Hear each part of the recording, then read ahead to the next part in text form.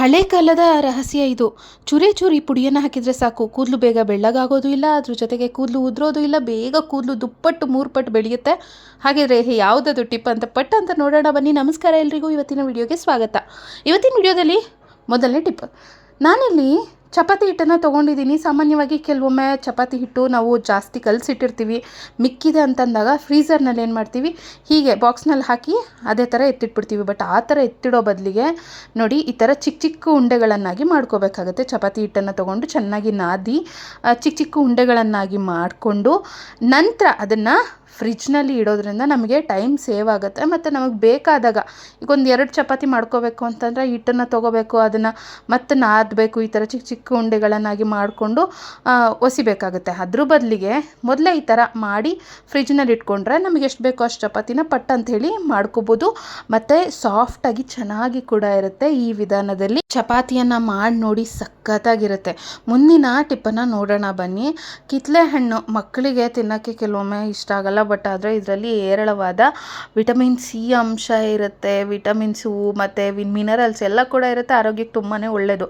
ಕಿತ್ತಳೆ ಹಣ್ಣಿನ ಸಿಪ್ಪೆಯನ್ನು ಈ ಥರ ಬಿಡಿಸಿದ್ಮೇಲೆ ನೋಡಿ, ಈ ಥರ ಕೊಟ್ಟರೆ ತಿನ್ನೋದಕ್ಕೆ ಇಷ್ಟಪಡಲ್ಲ, ಅಥವಾ ದೊಡ್ಡವರೇ ಆಗಲಿ ಯಾವಾಗಲೂ ಇದೇ ಥರ ಹಣ್ಣು ತಿಂದು ನಮಗೆ ಬೇಜಾರಾಗಿದೆ, ಜಾಸ್ತಿ ಹುಳಿ ಇದೆ, ಕಿತ್ತಳೆ ಹಣ್ಣು ಸ್ವೀಟ್ ಇಲ್ಲ ಅಂತ ಅನ್ನೋರು ಈ ಥರ ಸಿಂಪಲ್ಲಾಗಿ ಕೂಡ ಮಾಡ್ಕೊಂಡು ತಿಂದು ನೋಡಿ, ಸಖತ್ತಾಗಿರುತ್ತೆ.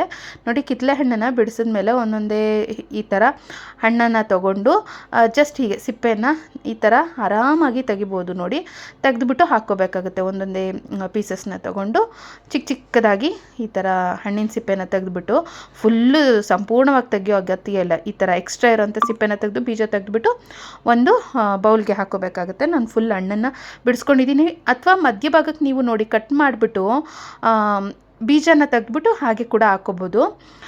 ಇವಾಗ ಚೂರು ಲೈಟಾಗಿ ಉಪ್ಪನ್ನು ಹಾಕಿದ್ದೀನಿ, ಮತ್ತು ಖಾರದ ಪುಡಿನೂ ಕೂಡ ಚೂರು ಹಾಕಿದ್ದೀನಿ. ಸ್ವಲ್ಪ ನಿಮಗೆ ಸ್ಪೈಸಸ್ ಅನುಗುಣವಾಗಿ ನೋಡ್ಕೊಂಡು ಹಾಕ್ಕೊಳ್ಳಿ. ಈ ಥರ ಹಾಕ್ಬಿಟ್ಟು ಚೆನ್ನಾಗಿ ಇದನ್ನು ಮಿಕ್ಸ್ ಮಾಡ್ಕೊಂಡು ತಿಂದರೆ ಸಖತ್ತಾಗಿರುತ್ತೆ. ನೋಡಿ, ಕಿತ್ತಳೆ ಹಣ್ಣು ತಿನ್ನಲ್ಲ, ವಿಭಿನ್ನವಾಗಿ ಸಾಮಾನ್ಯವಾಗಿ ನೋಡಿ ಕಿತ್ತಳೆ ಹಣ್ಣನ್ನು ಮಧ್ಯಭಾಗ ಕಟ್ ಮಾಡಿ ಉಪ್ಪು ಖಾರ ಹಾಕ್ಕೊಂಡು ತಿನ್ನೋದುಂಟು. ಬಟ್ ಈ ಥರ ಬಿಡಿಸಿ ತಿಂದರೆ ಇನ್ನೂ ಚೆನ್ನಾಗಿರುತ್ತೆ. ಯಾವಾಗಲಾದರೂ ಒಮ್ಮೆ ಟ್ರೈ ಮಾಡಿ, ಅಥವಾ ನೀವು ಹೀಗೆ ತಿನ್ನೋದು ಅಂತಂದರೆ ಕಮೆಂಟನ್ನು ಕೂಡ ಮಾಡಿ ತಿಳಿಸಿ. ಒಂದೇ ಥರ ಜ್ಯುವೆಲರಿ ಹಾಕ್ಕೊಂಡು ಬೇಜಾರಾಗಿದೆ, ನಮ್ಮ ಹತ್ರ ಈ ಥರ ಗೆಜ್ಜೆ ಮಾಟಿ ಇದೆ ಅಂತ ಅಂದರೆ ನೋಡಿ, ನೀವೇ ಒಂದು ಜ್ಯುವೆಲರಿನ ರೆಡಿ ಮಾಡ್ಕೋಬೋದು. ಇದೇನಿದು ಯಾವಾಗಪ್ಪ ತೊಗೊಂಡ್ರು ಅಂತ ಹೇಳಿ ನೋಡಿದವರು ಕೂಡ ಕೇಳ್ತಾರೆ, ಅಷ್ಟು ಚೆನ್ನಾಗಿರುತ್ತೆ. ನಾನಿಲ್ಲಿ ಗೆಜ್ಜೆ ಮಾಟಿನ ತೊಗೊಂಡಿದ್ದೀನಿ. ಗೆಜ್ಜೆ ಮಾಟಿನ ತೊಗೊಂಡು ಈ ಥರ ಇಟ್ಕೊಂಡಿದ್ದೀನಿ. ನಂತರ ಮಧ್ಯಭಾಗದಲ್ಲಿ ಈ ಥರ ತಿರ್ಪ ಬರುತ್ತಲ್ಲ, ತಿರ್ಪ ಬರೋವಂಥ ಓಲೆನ ಹಾಕ್ಕೊಳ್ತಾ ಇದ್ದೀನಿ. ಈ ಥರ ಹಾಕ್ಕೊಂಡು ನೀವು ಮಾಡ್ಕೊಳ್ಳಿ, ಗೊತ್ತಾಗೋದು ಕೂಡ ಇಲ್ಲ ಇದು ಓಲೆಯಿಂದ ನೀವು ಮಾಡಿರೋವಂಥದ್ದು ಅಂಥೇಳಿ ಗೊತ್ತಾಗಲ್ಲ, ಅಷ್ಟು ಚೆನ್ನಾಗಿರುತ್ತೆ. ನೋಡಿ, ಇದಿವಾಗ ಈ ಥರ ಹಾಕ್ಕೊಂಡಿದ್ದಾಗಿದೆ. ನಂತರ ಹಿಂಭಾಗದಲ್ಲಿ ಈ ಕಡೆ ಉಕ್ಕಿರುತ್ತಲ್ವ ಮಾಟಿದು, ಆ ಜಾಗದಲ್ಲಿ ನೋಡಿ, ಇಲ್ಲಿ ಈ ಸರದ್ದೆಲ್ಲ ಬರುತ್ತೆ ನೋಡಿ, ಆ ಒಂದು ದಾರವನ್ನು ತಗೊಂಡು ಈ ಥರ ಹಾಕ್ಕೊಳ್ತಾ ಇದ್ದೀನಿ.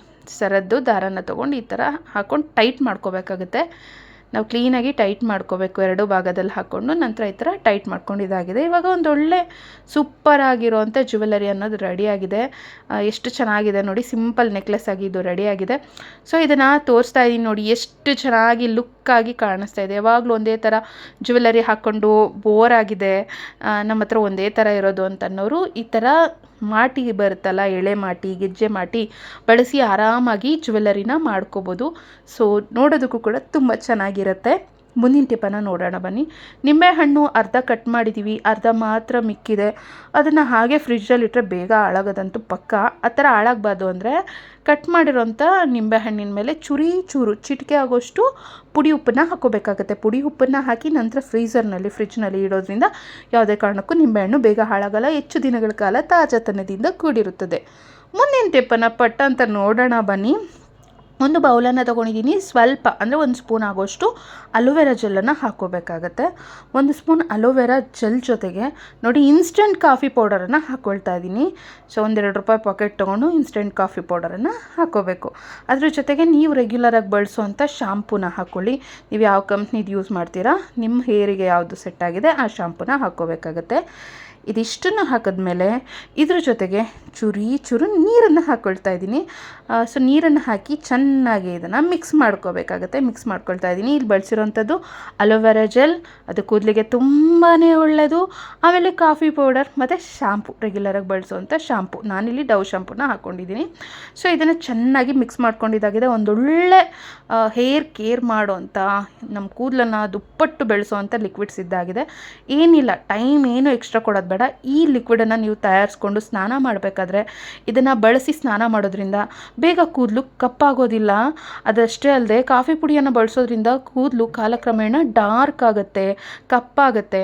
ಮತ್ತು ಕೂದಲು ಕೂಡ ಅಷ್ಟೇ, ಏನಾದರೂ ಉದುರುತ್ತಾ ಇದೆ ಅಂದರೆ ಮತ್ತೆ ಕೂದಲು ಬೆಳೆಯೋದಕ್ಕೆ, ಫಾಸ್ಟಾಗಿ ಕೂದಲು ಬೆಳೆಯೋದಕ್ಕೆ ಇದು ತುಂಬಾ ಸಹಾಯಕ ಆಗುತ್ತೆ. ನಿಮಗೆ ಕೂದಲನ್ನು ಕಟ್ ಮಾಡಿ ಸಾಕಾಗುತ್ತೆ, ಅಷ್ಟು ಚೆನ್ನಾಗಿ ಕೂದಲು ಅನ್ನೋದು ಬೆಳೆಯುತ್ತೆ.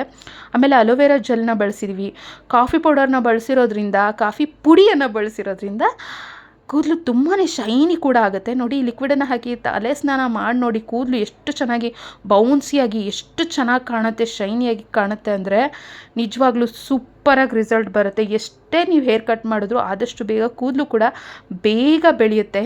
ತುಂಬ ಚೆನ್ನಾಗಿ ಕೂದಲು ಆರೈಕೆ ಅನ್ನೋದಾಗುತ್ತೆ. ಈ ಥರ ಮನೆಯಲ್ಲೇ ಒಂದು ಲಿಕ್ವಿಡನ್ನು ತಯಾರಿಸ್ಕೊಂಡು ತಲೆ ಸ್ನಾನ ಮಾಡೋದ್ರಿಂದ ಖಂಡಿತ ಈ ಟಿಪ್ಪನ್ನು ಟ್ರೈ ಮಾಡಿ ನೋಡಿ.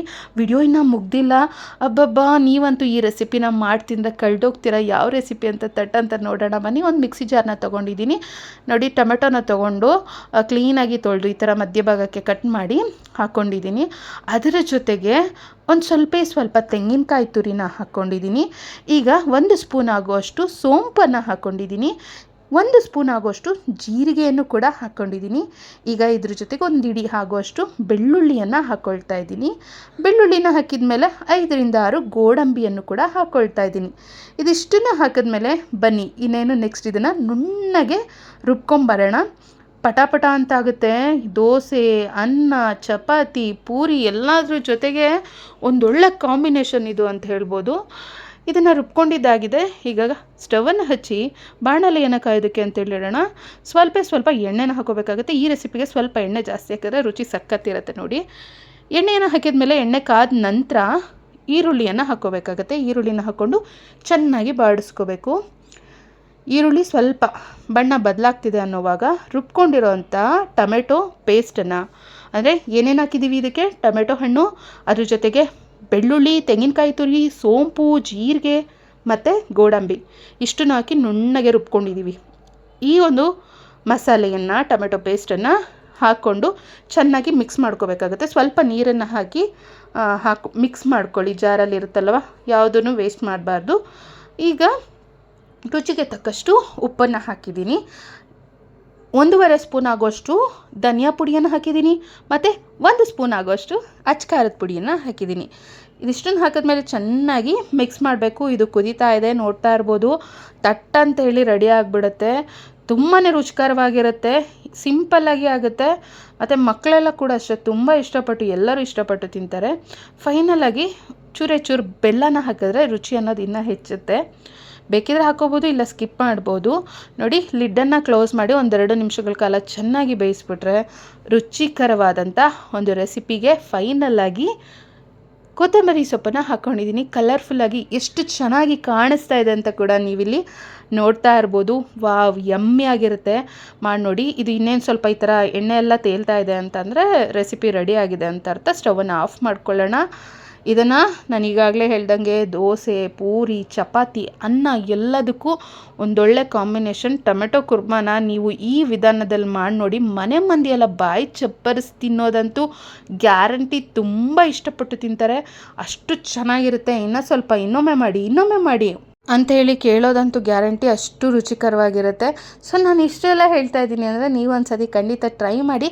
ಈ ರೆಸಿಪಿ ಹೇಗೆ ಬಂತು, ನಿಮಗೆ ಇಷ್ಟ ಆಯಿತು ಅಂಥೇಳಿ ನೀವೇ ಕಮೆಂಟ್ ಮೂಲಕ ಬರೆದು ತಿಳಿಸೋದನ್ನು ಮರೀಲೇಬೇಡಿ. ನಾನಿವತ್ತು ಟೊಮೆಟೊ ಕುರ್ಮಾ ಜೊತೆಗೆ ಕಾಂಬಿನೇಷನ್ನಾಗಿ ದೋಸೆನ ಮಾಡಿದ್ದೀನಿ. ದೋಸೆ ಜೊತೆಗೂ ಅಷ್ಟೇ ಸೂಪರಾಗಿರುತ್ತೆ, ಇಡ್ಲಿ ಜೊತೆಗೂ ಸಖತ್ತಾಗಿರುತ್ತೆ. ನೀವು ತಪ್ಪದೆ ಒಮ್ಮೆ ಟ್ರೈ ಮಾಡಿ ಕಮೆಂಟ್ ಮೂಲಕ ಬರೆದು ತಿಳಿಸಿ. ಹಾಗೆ ಈ ಒಂದು ರೆಸಿಪಿ ನಿಮಗೆ ಇಷ್ಟ ಆಗಿದರೆ ಎಲ್ಲರ ಜೊತೆಗೂ ತಪ್ಪದೆ ಶೇರನ್ನು ಕೂಡ ಮಾಡಿ. ಹಾಗೆ ಇವತ್ತಿನ ವಿಡಿಯೋದಲ್ಲಿ ನಾನು ಶೇರ್ ಮಾಡಿರುವಂಥ ಟಿಪ್ಸ್ಗಳಲ್ಲಿ ನಿಮಗೆ ಯಾವ ಟಿಪ್ ತುಂಬ ಇಷ್ಟ ಆಯಿತು ಅಂತೇಳಿ ಕಮೆಂಟ್ ಮೂಲಕ ಬರೆದು ತಿಳಿಸಿ.